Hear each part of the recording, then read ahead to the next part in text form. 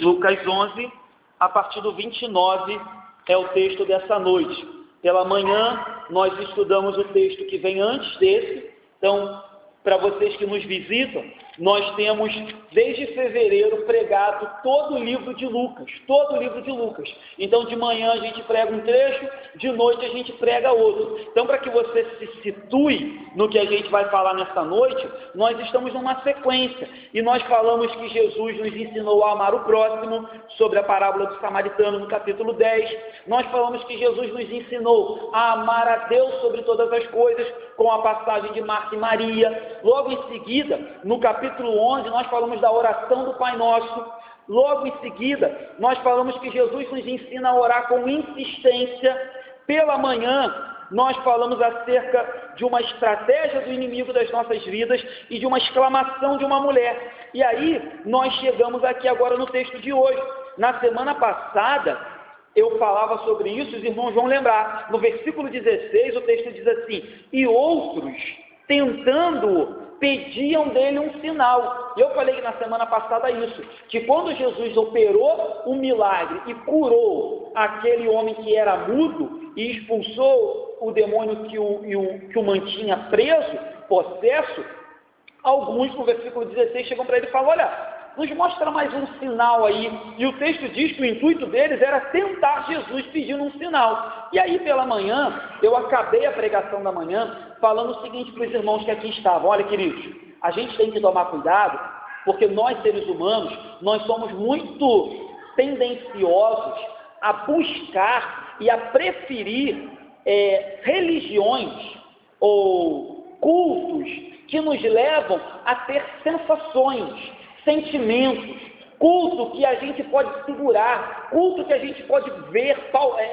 culto palpável. E eu comecei a falar um pouco disso, tanto das outras religiões, quanto até mesmo no meio evangélico, onde as pessoas ficam procurando igreja após igreja, ver alguma coisa, sentir alguma coisa. E eu dizia que Jesus exaltou, no texto que a gente estudou de manhã, a fé, somente a fé. Jesus disse: olha, mais bem-aventurado não é você ver nada, mais bem-aventurado não é sentir nada, mais bem-aventurado não é ter, mais bem-aventurado é crer, é ouvir as palavras de Deus e crer. Foi assim que a gente terminou a pregação da manhã. E agora à noite, você vai ver o que vai acontecer. Leia comigo o versículo 29 do capítulo 11, diz assim: como afluíssem as multidões, passou Jesus a dizer: esta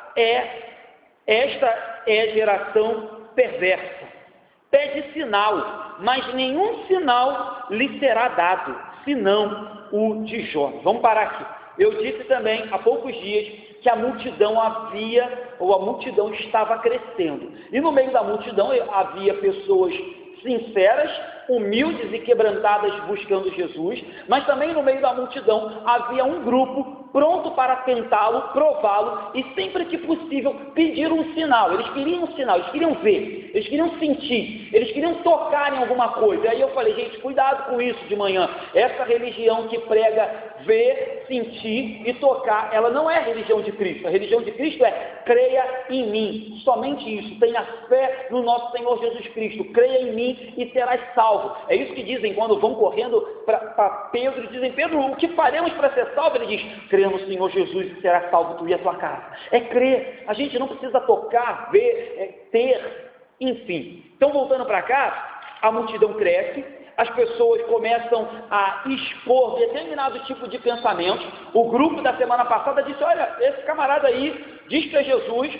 mas ele está fazendo milagre por Beelzebu. E aí Jesus fala: vocês estão dizendo que eu estou endemoniado, vocês estão blasfemando contra mim. Aí no texto que a gente leu de manhã, uma outra pessoa do meio da mesma multidão levanta e diz: bem-aventurada é a mulher que deu a luz a ti, bem-aventurada é a mulher que te amamentou. Ou seja, a multidão vivia um conflito de pensamentos acerca de Jesus. E aí agora a gente está diante da multidão e o próprio Jesus se coloca e começa a fazer um discurso. E o discurso de Jesus é: olha, essa multidão, essa geração é uma geração perversa. Eu falava sobre isso de manhã, palavras duras, mas palavras verdadeiras. Então Jesus diz: olha, essa multidão é perversa. E tem um detalhe, eles querem sinal, eles querem ver, eles querem sentir, mas tem um pequeno detalhe, nenhum sinal vou dar para eles, nenhum, a não ser o sinal de Jonas. E aí você fica meio assim, né? O que Jesus está querendo dizer com isso, o sinal de Jonas? Então a multidão queria um sinal mirabolante, sensacional, um sinal que talvez fizesse chover fogo do céu, e aí Jesus disse, olha, eu vou dar apenas um, para não dizer que nenhum vocês terão o milagre do profeta Jonas. E aí, quando Jesus chama essa geração de maus, se você ler esse mesmo texto lá em Mateus, Mateus diz que Jesus também os chama de adúlteros. Por que adúlteros? Porque desde o Antigo Testamento, Deus Todo-Poderoso tinha um relacionamento com Israel de dono, de marido. Muitas vezes Deus chama a nação de Israel de sua esposa, comprada por ele, resgatada por ele. É até isso que acontece no livro do profeta Oséias, quando Deus fala, olha, vai lá e casa com uma mulher adúltera, para simbolizar que eu, um Deus fiel, casei, ou melhor, me relaciono com um povo que é adúltero, que toda hora me trai e vai servir a outros deuses. Então esse era o contexto da nação de Israel, que agora está pedindo um sinal. Queridos, o povo daquela época não era muito diferente de hoje. Hoje as pessoas querem ver sinal e querem ver milagre a todo custo. Mas naquela época, o povo, eles exageravam. Se você já leu a Bíblia ou já viu qualquer filme ou vídeo que fale acerca da crucificação de Cristo, você vai ver que nem mesmo no momento de dor e de sofrimento de Jesus, o pessoal pega leve. Jesus está na cruz, aí o pessoal fala para ele assim, ué, tu não é Cristo? Desce daí, pô. Se tu descer daí, a gente crê. Mentira! Já falei isso aqui. A gente tem um grave erro de achar que as pessoas vão crer se verem milagres. Meu irmão, se o Espírito Santo não transformar o coração do ser humano, ele pode ver o maior milagre na frente dele, que ele não se converte. Quantos milagres Jesus fez? Já falei isso na igreja. Quantos milagres Elias fez? Quantos milagres Moisés fez? O pessoal queria pegar Moisés. Não acreditaram em Elias. Então entenda, o pessoal na cruz fala para Jesus, desce daí. Se tu descer daí, a gente crê. E hoje não é diferente, as pessoas vêm para a igreja querendo barganhar com Jesus. Mostra um milagre aí, Jesus. Faz alguma coisa, se fizer alguma coisa, eu creio em ti. Né? Aí eu sei que às vezes nós fazemos propósitos com Deus. Nós oramos e conversando com Deus, entramos em propósitos com Ele. Mas cuidado também para o seu propósito não se transformar numa forma de tentar Deus. Olha, Senhor, se tu fizer isso, eu vou ver que o Senhor é comigo mesmo. Cuidado, porque é uma linha muito tênue entre um propósito com Deus, Deus faz na minha vida, Deus opera, Deus vem trabalhar nisso, age nisso, me dá resposta, ou você também cair para o outro lado e falar, olha, Senhor, se tu fizer, eu vou ver que o Senhor está comigo. Se tu fizer, eu vou crer que o Senhor está agindo na minha vida. Cuidado, de novo, porque nós, seres humanos, um reformador, João Calvino, dizia que o coração do homem é uma fábrica de ídolos. A gente gosta muito de apontar para a religião dos outros e falar, fulano tem ídolo em casa. Mas o coração do homem é uma fábrica de ídolos. Se a gente não tomar cuidado, rapidamente a gente está idolatrando alguma coisa. E rapidamente a gente pode idolatrar a religião de sinais. Eu quero ver, eu quero sentir, eu quero ter, eu quero conquistar, eu quero ganhar alguma coisa. Se eu não ganhar, a fé não basta. Quando eu já disse de manhã que o que Jesus exige de nós é apenas a fé. Apenas a certeza. A fé é a convicção e a certeza das coisas que não se veem, mas a esperança do que virá a acontecer. É isso que Jesus exige de mim e de você. Nada além disso. É claro que quando fazemos parte de uma igreja, é muito saudável que você faça parte das reuniões, como eu acabei de avisar aqui, que você faça parte de um momento como esse de culto, que você faça parte da festa que a gente fez ontem e daqui a pouco a gente vai terminá-la. É bom que você faça isso, mas entenda uma coisa, Jesus só exigiu uma coisa, Jesus só exigiu que nós crescêssemos no nome dele, que nós entregássemos toda a nossa vida diante dele. Nada, tudo que vai além disso, é claro, aquilo que é saudável, a gente obedece. Mas tudo que vai além disso, que não é saudável, que traz um jugo para a nossa vida, a gente repreende, porque isso é jugo do homem. Jesus só exigiu, creiam em mim. Então Jesus diz, olha, eu vou lhe dar um sinal. E na verdade o sinal que vocês vão ter vai ser o próprio sinal da minha vida. Jesus estava dizendo, eu serei o sinal. Assim como Jonas foi sinal para aquela geração perversa de Nínive, eu serei sinal. O que Jesus está dizendo? Jesus está dizendo, olha, presta atenção numa coisa.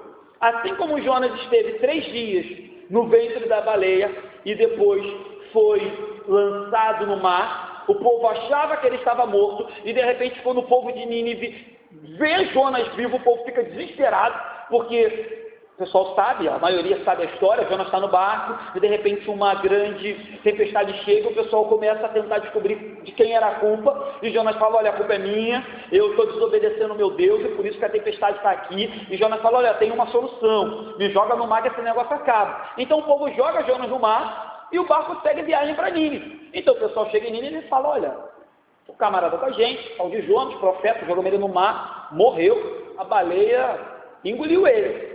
E de repente, 3 dias se passam, e Jonas aparece na beira da praia, pregando o evangelho, pregando a graça de Deus, pregando arrepender-se para os ninivitas. Então isso era um grande sinal, e o povo ficou muito atemorizado com isso, e muitos se arrependeram e creram diante daquele sinal. O que Jesus está dizendo é: assim como Jonas foi um sinal para a sua geração, eu serei um sinal para essa geração, e não darei mais nada para vocês.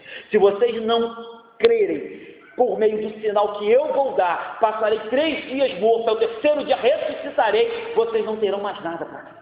Vocês não terão mais nada no que se apegar. Não adianta algumas igrejas venderem objetos, não adianta algumas igrejas inventarem um monte de coisa. Se você não crer e não se apegar somente em Jesus, de nada vai adiantar. Então ele diz: o sinal sou eu, somente eu, serei um sinal para essa geração, e continua sendo sinal para as igrejas de hoje. O problema é que hoje as pessoas não se contentam com Jesus, as pessoas querem sempre acrescentar uma coisinha a Jesus. E aí eu tenho também dito isso aqui por vários domingos na nossa igreja: dependendo da religião, cada religião vai acrescentando alguma coisa, e quando você vê, as pessoas nunca creem só em Jesus, é sempre Jesus e mais alguma coisa, é sempre Jesus e mais um negocinho.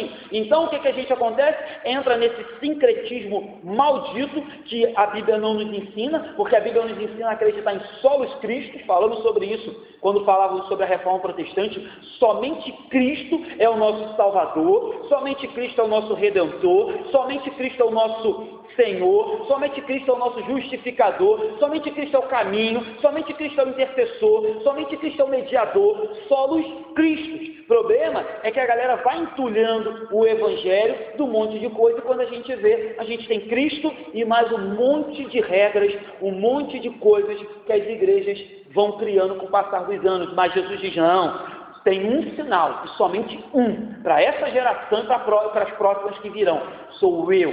É o sinal de que ao 3º dia eu vencerei a morte, e aquele que em mim crê, ainda que morra, viverá. Esse é o sinal. E aí, eu não sei você, mas eu já tive a minha fase de novo convertido, e eu buscava sinal. E hoje, quando vejo passagens como a que a gente estudou de manhã, e passagens como a gente está estudando agora à noite, eu me sinto envergonhado de quantas vezes eu fui para o culto buscando sinal, quantas vezes eu fui em igrejas diferentes buscando alguma coisa, sendo que na verdade o vazio que existia em mim era o vazio que só Jesus Cristo podia encher. E eu queria ver coisas, eu queria sentir coisas, eu queria ter experiência, eu queria ter alguma coisa. E Deus me ensinou a ter experiência da pior maneira possível, por meio da luta, por meio da dor, por meio do sofrimento. Aí eu fui vê-lo, aí eu fui senti-lo, aí eu fui ter. Só que hoje nas igrejas o pessoal quer ter, quer sentir, quer ver, né? Na praia, né? Só bênção, só vitória. Contudo, queridos, eu me sinto envergonhado hoje quando eu olho para textos como esse e falo: Senhor, quantas vezes eu fui na tua casa buscando ver alguma coisa, sendo que o que eu mais precisava ver era Jesus, e eu entrava e saía sem vê-lo, porque eu ficava esperando alguma coisa acontecer, eu ficava olhando para tudo e nada acontecia. E parece que Jesus dizia: eu estou aqui, tu não me vês, é cego, olha para mim, creia em mim, espere de mim. Mas eu cansei de entrar e sair, e isso é muito comum nas igrejas de hoje em dia. Então vamos voltar para cá, versículo 30. Então Jonas, resgatado da baleia, era um sinal, Jesus ressurreto, um sinal. Versículo 30. Porque assim como Jonas foi sinal para os ninivitas, o Filho do Homem será para esta geração. O sinal que Jesus está dizendo, eu já até adiantei, é a morte, o sepultamento e a sua ressurreição. Esse seria um sinal equiparado ao sinal de Jonas. Lembra quando Jesus fala também para os judeus assim: olha, vocês estão admirados com esse templo aí? Vou fazer o seguinte: em 3 dias esse templo será derribado e eu vou reconstruí-lo. O povo leva ao pé da letra, não entende que Jesus também estava falando do sinal, que o sinal era que o templo, o templo maior que existiu, seria derribado, seria morto, mas ao terceiro dia ele ressuscitaria, e aí o povo começa a falar, como é que você pode? Sabe quantos anos esse negócio demorou para ficar pronto? Agora você vem dizer que vai derrubar e vai fazer de novo? O povo não entendia que Jesus estava apontando para o maior de todos os sinais, que ele morreria, mas que ele ressuscitaria. E isso, no final das contas, eu vou acrescentar isso no final, mas isso, no final das contas, aponta, queridos, para o nosso final também. Porque se cremos nele de todo o coração, se cremos no que existe e no que está aqui na Bíblia, é fato que assim como ele ressuscitou, um dia todos nós com ele também ressuscitaremos. Isso é fato, mas já no final eu volto para isso. Então, Jesus e Jonas são um sinal em si mesmo. Então, eles representam, querendo ou não, o poder de Deus. Pense comigo, profeta Jonas, um profeta fujão,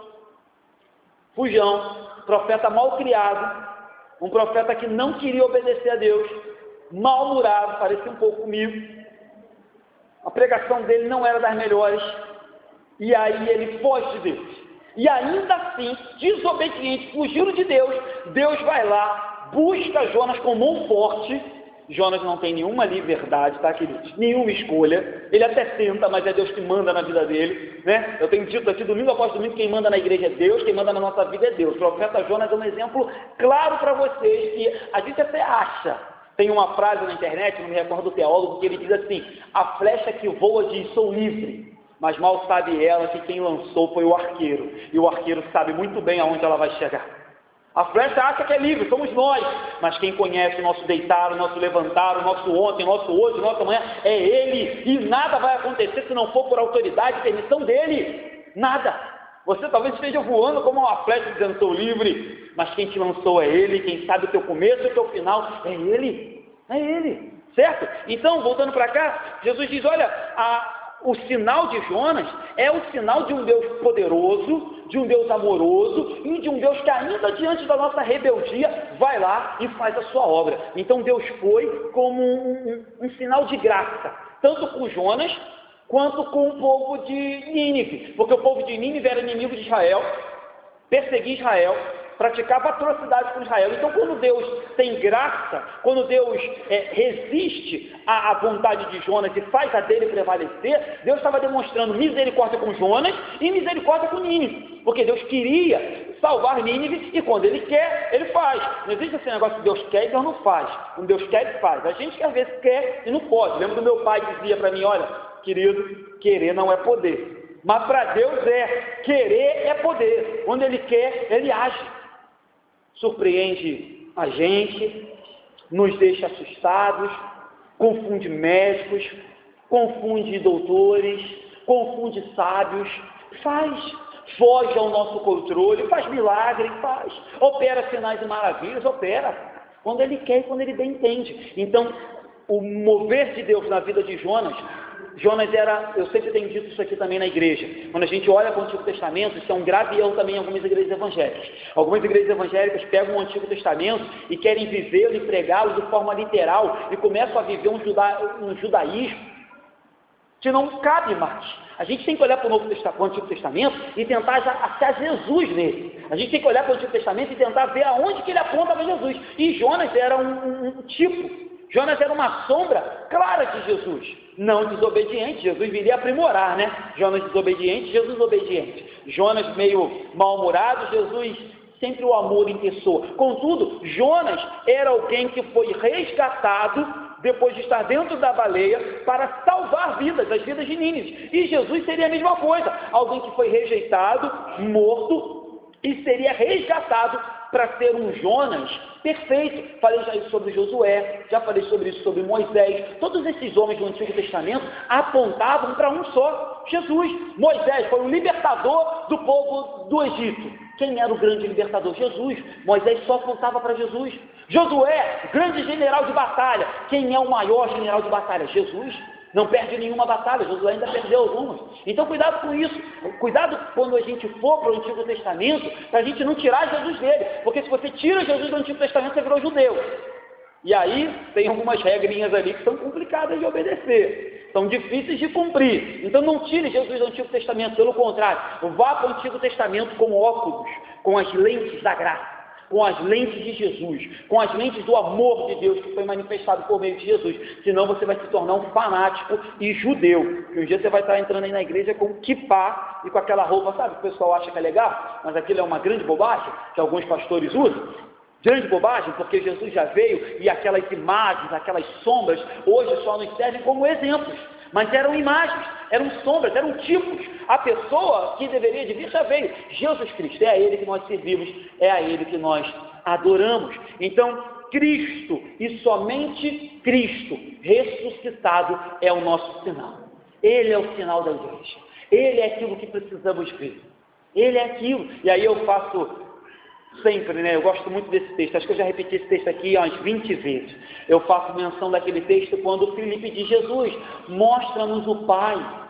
Ele queria ver um sinal. Aí Jesus fala: olha, Filipe, quem vê a mim vê o Pai. Quem olha para mim vê o Pai. Vocês querem mais sinais, Filipe? Tu está o tempo todo andando comigo e não percebeu isso?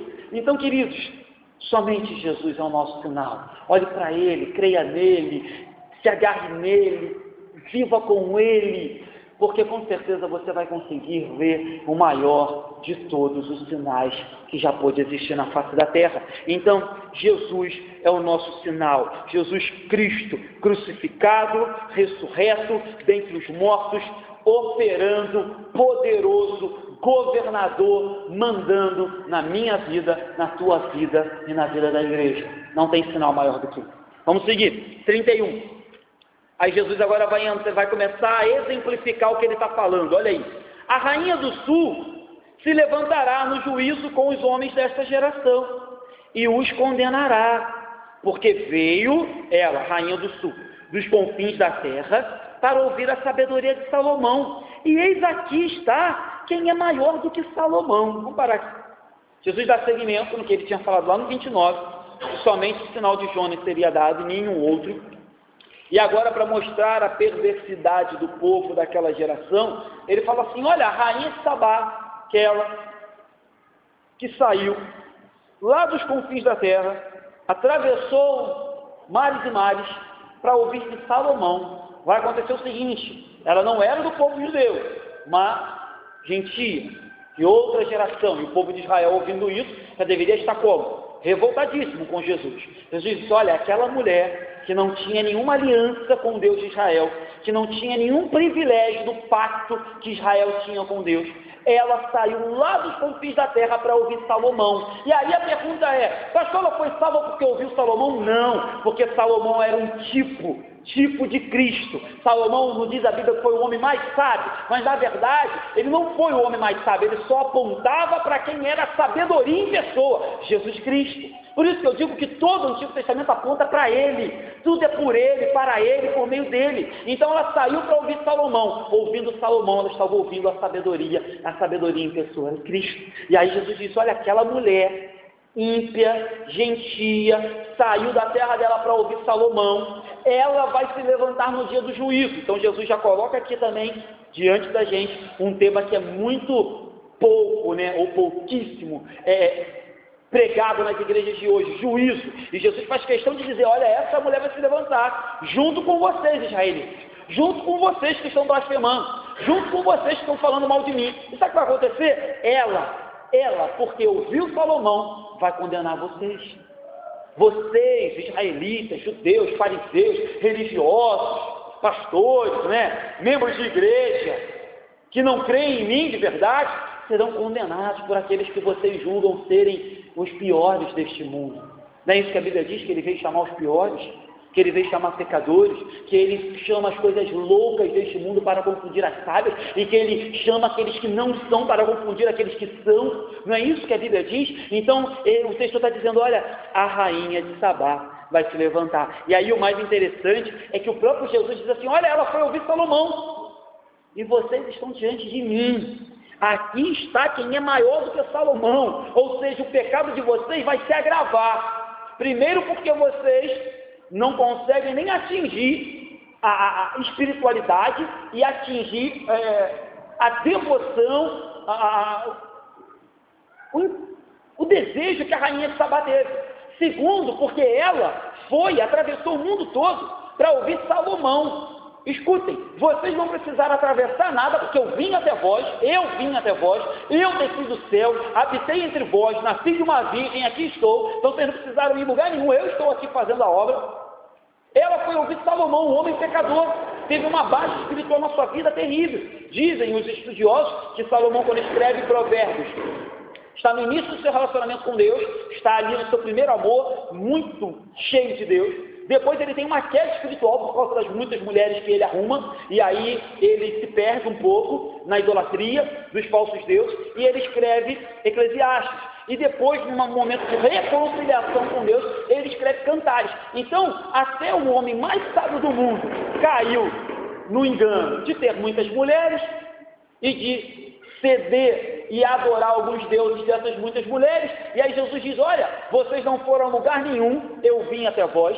Vocês não foram ouvir Salomão, até porque ele teve um momento que ele entrou em crise. Vocês estão ouvindo a mim, a sabedoria em pessoa, o Filho de Deus, o Verbo encarnado, e ainda assim vocês não estão crendo em mim. Por isso, a rainha de Sabá os condenará, porque vocês estão tendo mais oportunidade do que ela.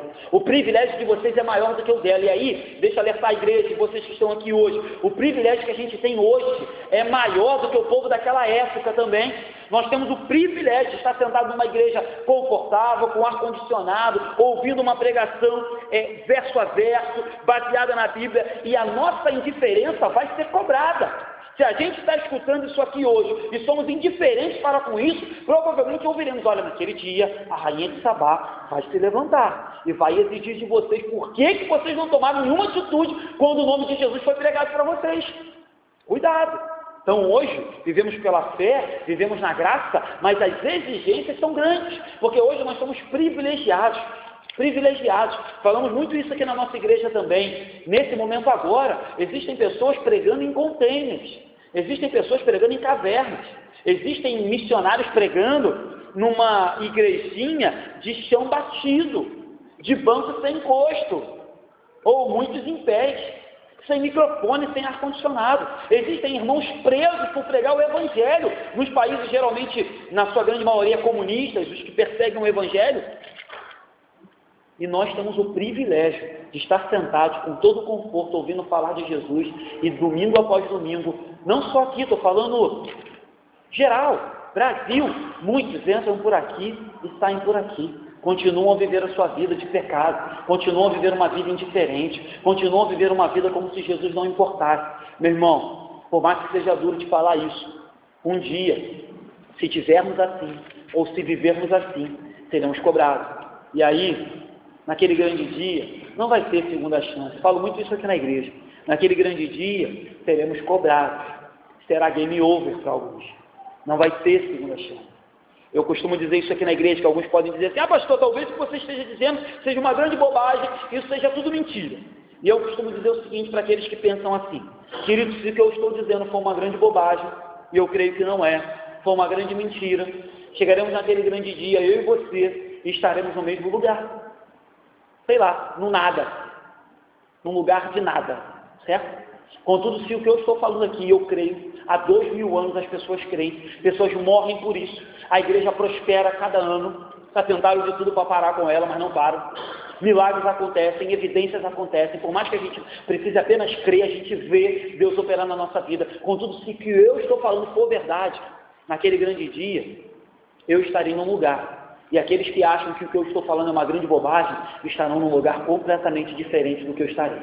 E não vai haver nem condições de trocar. Então, se hoje Deus falar contigo, não é isso que diz o Evangelho, não endureça o teu coração.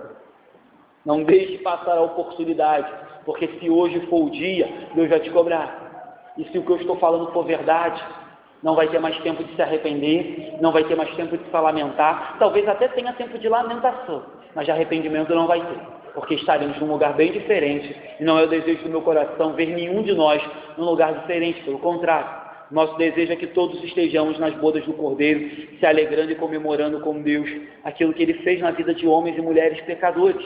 Então, atentem para isso, foi para aquele povo. E hoje esse alerta serve para mim e para você. 32, para a gente caminhar para o final. Ninivitas se levantarão no juízo com esta geração e a condenarão, porque se arrependeram com a pregação de Jonas. E eis aqui está quem é maior do que Jonas. Vamos voltar lá para o exemplo de Jonas. Jonas chega naquela cidade, muito do contrariado, muito do chateado. Ele tinha dito assim: Senhor, não vou lá não, porque eu sei que o Senhor é misericordioso, se eu pregar lá e eles se arrependerem, o Senhor vai salvar. E aí quando ele prega, que o povo se arrepende, ele fala assim: não falei que o Senhor ia salvar? Aí ó, o Senhor está salvando eles. Então Jonas, ainda depois de passar por dentro da baleia, Jonas tinha uma personalidade bem complicada. Então, voltando para o exemplo de Jonas, Jonas chega na cidade de Nínive e aí ele começa a fazer uma pregação muito dura.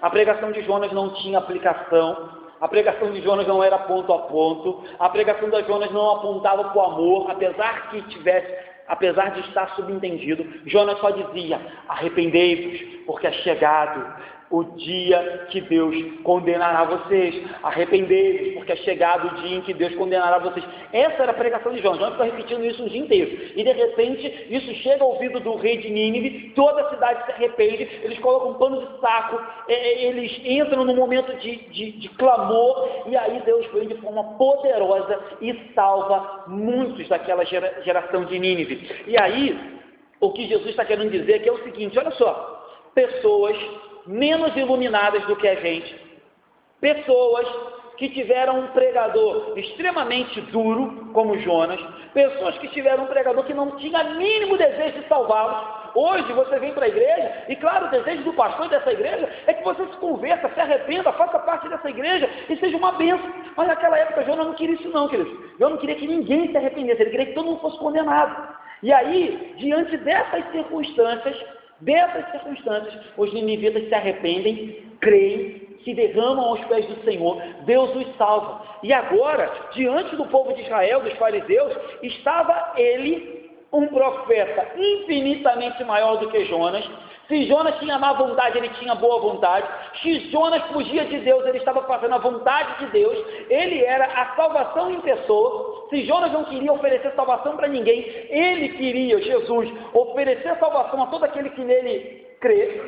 Olha a diferença. E ainda assim, o povo não cria. Em comparação, os ninivitas, pessoas ignorantes, com menos iluminação, não tinham a pessoa de Jesus, não tinham o evangelho que a gente tem hoje, eram loucos mesmo, eram extremamente selvagens, mas perseguiam o povo de Israel e faziam barbaridade. Esse povo se arrependeu pela pregação do profeta Jonas, e hoje em dia as pessoas entram domingo após domingo, escutam de Jesus, escutam que ele morreu na cruz, escutam que ele ressuscitou, escutam que ele quer salvar pecador, que ele tem vida eterna, que ele tem vida de paz. Quando começou o culto a gente leu o Salmo 39, que diz que Deus dá paz ao teu povo, e nós falávamos sobre isso quinta-feira, que o mundo pede paz, mas o mundo não entende, queridos, que só quem pode dar a paz, o príncipe da paz é Jesus. O texto diz: o Senhor dá força ao teu povo, o Senhor abençoa com paz ao seu povo. Então entenda uma coisa, o povo está correndo atrás de um monte de coisa, e não entende, de novo, domingo após domingo, dentro de igreja após igreja, pula de igreja igual pula de galho, não entende que Jesus tem sido pregado, mas eles querem sinais, eles querem algo a mais, eles querem ver, eles querem tocar, quando está bem claro para a gente que basta tão somente uma coisa: ver e crer no nome do nosso Senhor e Salvador Jesus Cristo. Tanto lá no livro profético de Jonas, quanto em Lucas aqui agora, fica muito claro para a gente que genuínas conversões aconteceram no povo de Nínive. Um povo que não era nem um pouco querido, não tinha sido nem um pouco escolhido por Deus. Talvez hoje você se encontre na mesma condição. Fale: olha, pastor, eu acho que Deus não gosta muito de mim, eu acho que eu não tenho muitas qualidades, eu acho que eu não tenho muito o que oferecer, e aí eu vou te mostrar, ou vou te orientar a pesquisar quem era o povo de Nínive, e você vai perceber que se houve salvação para o povo de Nínive, há salvação para você também. Se houve misericórdia para o povo de Nínive, há misericórdia para você também. Que o amor de Deus amou o povo de Nínive, com certeza pode amar a todo e qualquer pecador. É isso que o povo de Nínive representava. Eles também apontavam para alguma coisa. Apontavam para quê, pastor? Eles apontavam que no Novo Testamento, de forma ampla, Jesus abriria a pregação do Evangelho para todo e qualquer homem e mulher, independente de cor, de raça, de gênero, de igreja evangélica, de denominação. Deus iria salvar pecadores que apenas crescem no nome dele. Era só isso que o povo de Nínive apontava. O povo de Nínive apontava assim, sabe aqueles que a gente às vezes olha na televisão e fala, para fulano não tem jeito, esses Deus diz tem jeito. Sabe aqueles que a gente diz assim, olha, para esse só morte. Deus fala, para mim tem restauração, para mim tem salvação, para mim tem transformação. Então o povo de Nínive apontava para isso, um povo terrível, horrível, que não valia nada, estava apontando, Deus vai salvar os piores. Deus vai salvar os piores, para que a glória dele se manifeste, para que as pessoas olhem e falem, como pode? Fulano não era aquele, fulana não era aquela, o que aconteceu com ele e com ela? Jesus Cristo mudou a vida dele e dela. O povo de Nínive apontava para isso. Então se hoje você se encontra nesse sentimento, olhe para Nínive e diga, eu também posso. E aí, eles creram, e eles se arrependeram. E a minha pergunta é, e nós? O que temos feito? Eles creram e se arrependeram. E nós, o que temos feito? Certo? Vamos terminar 4 aplicações breves. Primeira aplicação que eu queria fazer, para que você saia daqui com isso na sua mente, é quão grande pode ser a incredulidade das pessoas. O povo judeu vinha desde o Antigo Testamento, conhecia Deus nos mais diversos sinais, sarça ardente, abriu o Mar Vermelho, a Arca de Noé, um maná, enfim, o que você puder trazer na sua memória de milagres no Antigo Testamento, o povo judeu tinha presenciado tudo isso. E mesmo aqueles que não presenciaram, a gente sabe que os israelitas tinham por costume passar isso de geração em geração, contar para os seus filhos, para as suas gerações, para que isso não ficasse como uma tradição. Esse era o povo de Israel. E aí eu te pergunto, diante de tantos sinais, você consegue ver quão incrédulo um coração humano pode ser? Então você deve conhecer pessoas que foram curadas, que foram libertas, que foram livres de um assalto, que tiveram a beira da morte, foram libertas e restauradas por Jesus, pessoas que estavam desenganadas pelos médicos e que Jesus operou, e ainda assim essas pessoas são hoje incrédulas. Então cuidado, gente. A incredulidade é um mal terrível. Já falei isso aqui na igreja. Ninguém vai deixar de entrar no céu por causa de pecado, porque todos somos pecadores. Todos somos pecadores. A gente luta cada dia para abandonar os pecados, mas ninguém aqui vai chegar no céu santarrão. Nós chegaremos no céu ainda lutando contra o pecado, porque a gente não pode viver do pecado, mas ninguém vai entrar no céu incrédulo.